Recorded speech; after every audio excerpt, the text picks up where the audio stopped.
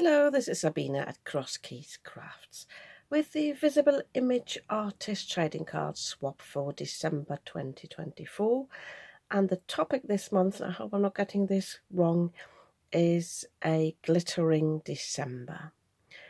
And I had a few ideas that sort of threw themselves at me. And one was to create some embellishments for the ATC, or a embellishment from shrink plastic. This came about because I saw one ATC readily made on the Visible Image Facebook group, and I thought, oh, that's a bit of a small embellishment, not realizing that the stamp had probably been that small, but that reminded me of the shrink plastic, and I thought, yeah, I'll just try that today. And the glittering idea, I will bring that in with the background that I will create. The obvious idea was for me to use the robin, the Christmas robin. But then I thought, no, I'm not giving in to the obvious, and I'm using this squirrel instead from the Nuts About Squirrel stamp set. And I have got a piece of shrink plastic here. Most of the shrink plastics have got a shiny side and a matte side, and I will try to stamp on the matte side. I don't know yet whether this is going to bleed a little bit, because I know that alcohol markers bleed on this, but I have only just recently bought a new archival ink for stamping on shrink plastic. It's a permanent ink. I have got the StazOn, which also works, but the StazOn has got the reputation of not being too kind to the stamps. So I thought I'd try this one instead and see if this is any better. I've already mounted my squirrel here on a stamp block. I'm not bothered about wasting any of this. I've got tons of the shrink plastic. You can get that in different colours, by the way. I've got some clear ones as well, but I thought I'm going to go for the white one. So, and I'm just inking this up as normal. As I said, this is a new stamp pad, so I have to check that this is okay. It's leaving some streaks on it at the moment from the stamp pad, so I'll try to do it the other way around. I hope it's good quality, because stamp pads aren't very cheap. I'm getting there. I feel like I should get my brayer out for that. No, it's coming on now. I think it's because it's so new.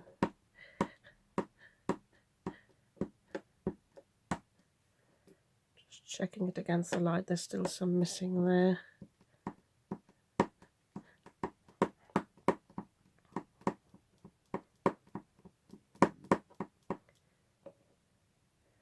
So I think I'm happy with that. I don't know whether it's like with the other inks that you've got a bit of time to place it down. I'll find out now. So I'm leaving a bit of an edge. I have got the dies to go with this, but I don't think the dies will go through the shrink plastic, so I'll have to cut this by hand.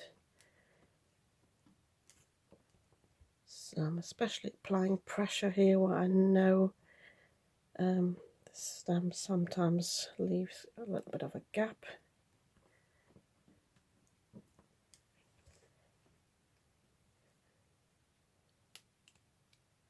See, I need to put something underneath, I think, but it's not too bad. But I will do another one on the side here.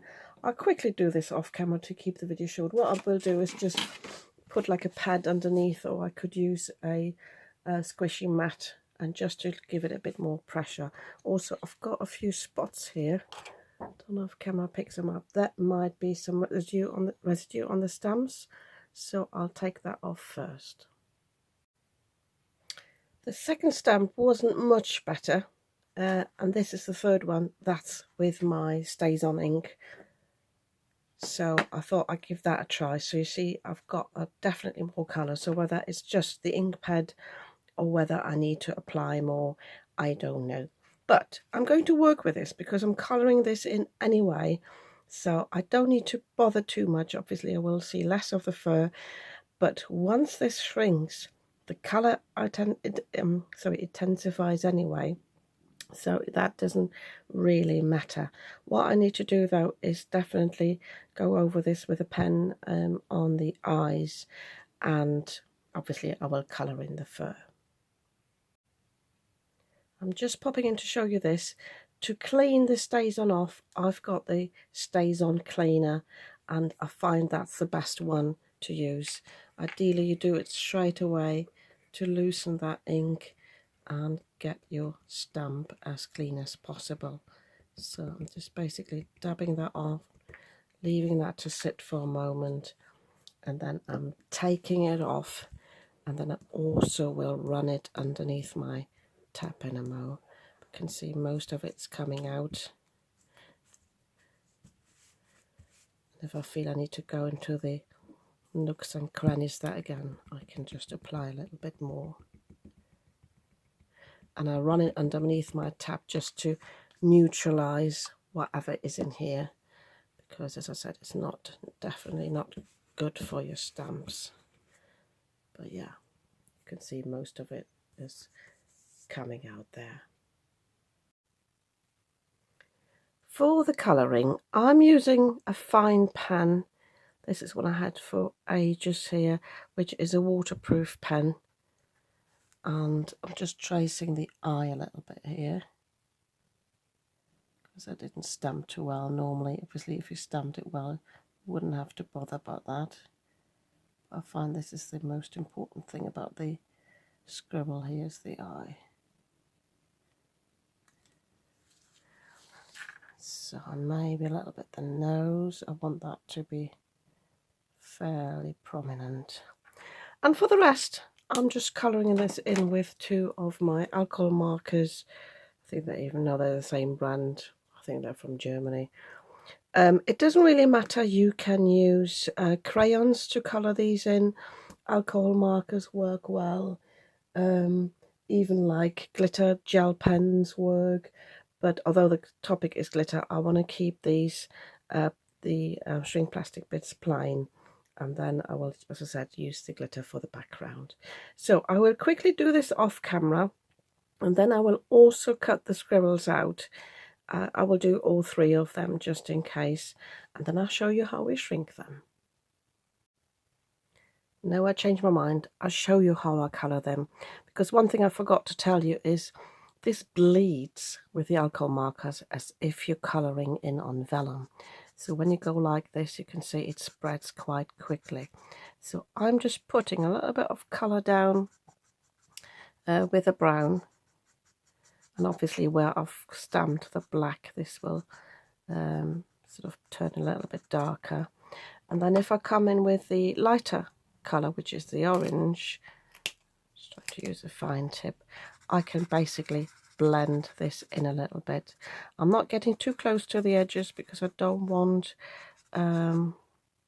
this to bleed. This is not very orange. It does seem to pick up the ink a little bit, so it's getting a bit muddy, so maybe I just need to dab it on a little bit. I'll take it off. The brown was a bit nicer there actually. See how I get along. I might get a different colour after all, maybe get a red out as well. But have a play with it, but as I said, don't get too close to the edges, and try to blend the colours a little bit if you can. And if you need to dab the ink off a little bit, I think it'll be better on the stays on.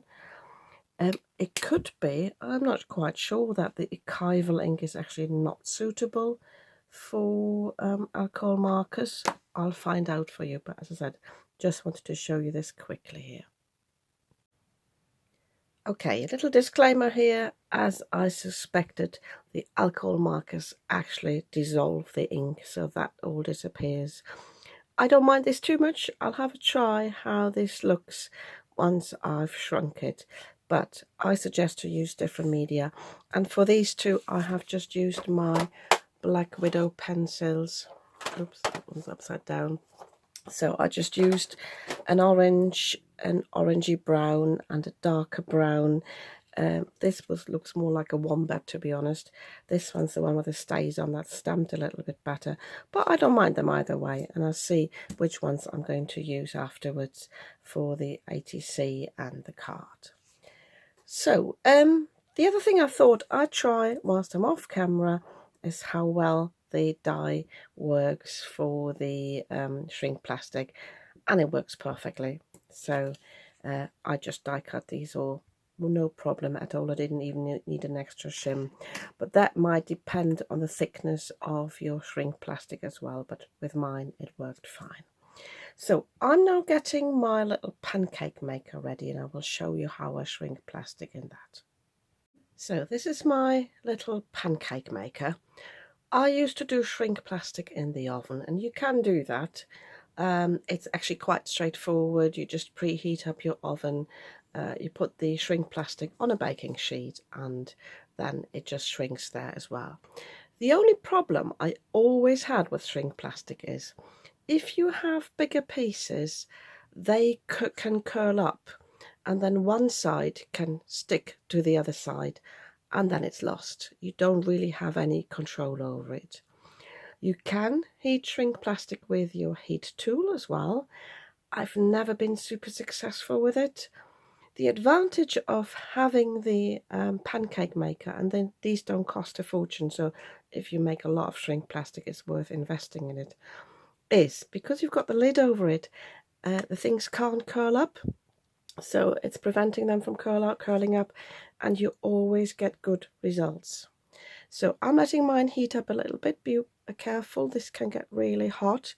And I have inside a piece of baking parchment. I can feel this is hot already. I've got a second one that I will put on the top. So let me start with this one here.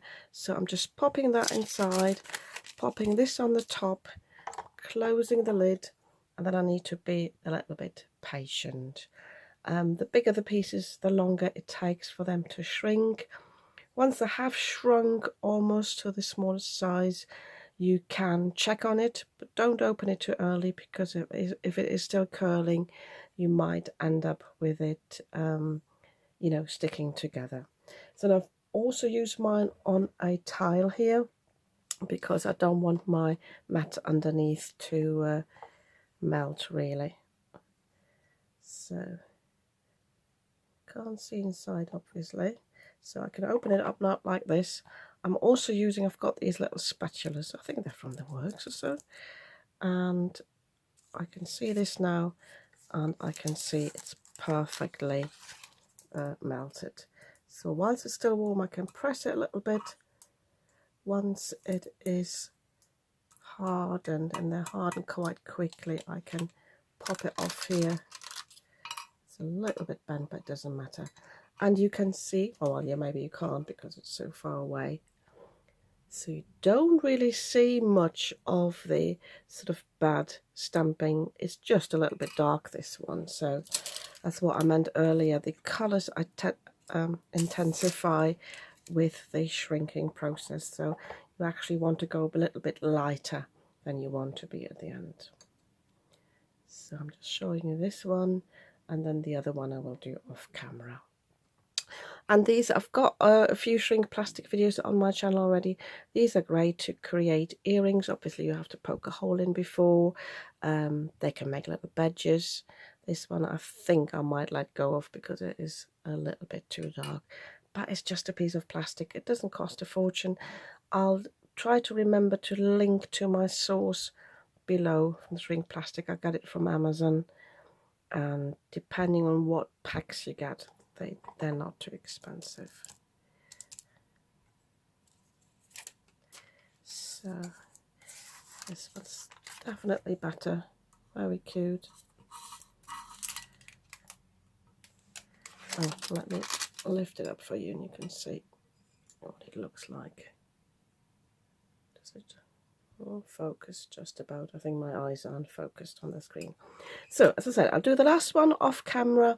I'll leave this to cool, pack it away, and then I'll have a go at the glittery background.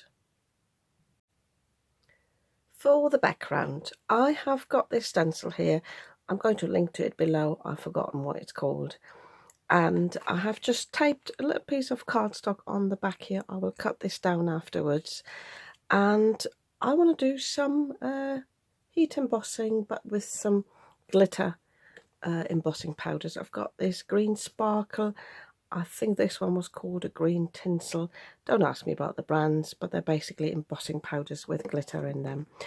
And last time I did something like that, I used a sponge and some Versamark from the refill. This time, because it's quite open as well, I will just go straight on through this stencil here with my ink pad. I think this will work okay. The openings are fairly big, I hope so. If not, it doesn't matter. It all adds to the effect of it. And I'm going on to green cardstock first. I've already cut myself a white piece, but then I thought, no, I do want some colour in the background. And it will probably look very Christmassy after all. So, and with these here, I will do a little bit of a mix. I will just pour a little bit of this on. And I'm not bothered about wasting any, because I've had this for years and still haven't used it all. So I might just as well throw this on here. So as long as I've got embossing powder everywhere where I've got the openings, I think I will be fine. And one thing I've forgotten is actually to use my anti-static powder tool underneath, so we'll see how that goes.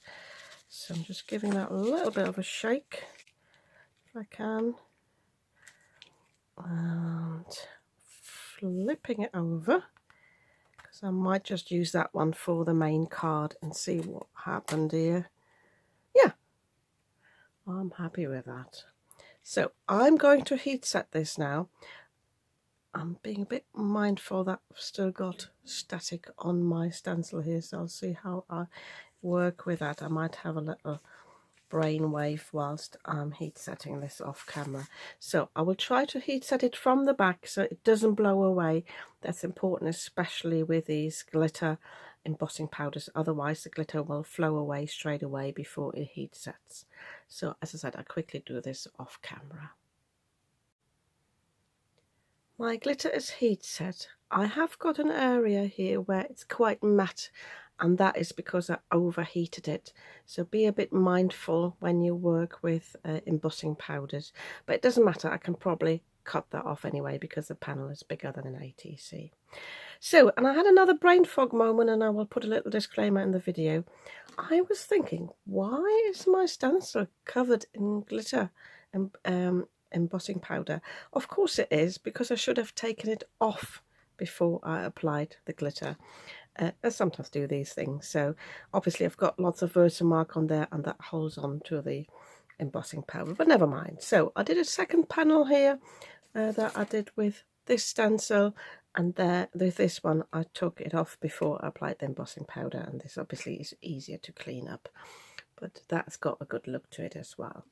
So as I said, I will cut this one down. This one I'll use for the card to go with this, and I'll have a little play what embellishments I want, what I want to add to it. I haven't had a think about that yet, so I will cut this down first and let that piece inspire me. I've done a few little things off camera quickly. First of all, I have stuck some of this glitter card onto some normal cardstock, and that's the red and the green. And I have die cut from these the holly leaf and the berries here from the Christmas Robin die set. So don't forget that you can use your dies without stamping, as long as they show a sort of shape. So these are the holly leaves and these are the berries, so they are really glittery. And then I wanted somewhere for the little squirrel to sit on, and I have chosen from the squirrel stamp set this piece of bark. There's also one with the robin stamp set, which is a bit smaller. I couldn't find my stamps. They're still lost in some of my piles, but never mind. So I have stamped those in some pine cone, which is a brown ink, onto some craft cardstock. And then onto this cardstock, I cut this in half just to have a smaller piece. I have just stuck some really cheap double-sided adhesive. I get that from a local store. And I can now peel the release paper off. And you will see what I've done underneath. So I had two little pieces here, but they were too wide apart, too far apart. So I thought I'd just cut it apart and put it a bit closer so I can just use one strip of adhesive. So, and I can now put some of that Distress Glitter Clear Rock candy on it, and then I will have some glittery bark as well. And the nice thing about this is it is clear, so you can still see what you've stamped underneath. So I'm using my release paper to press that into the adhesive.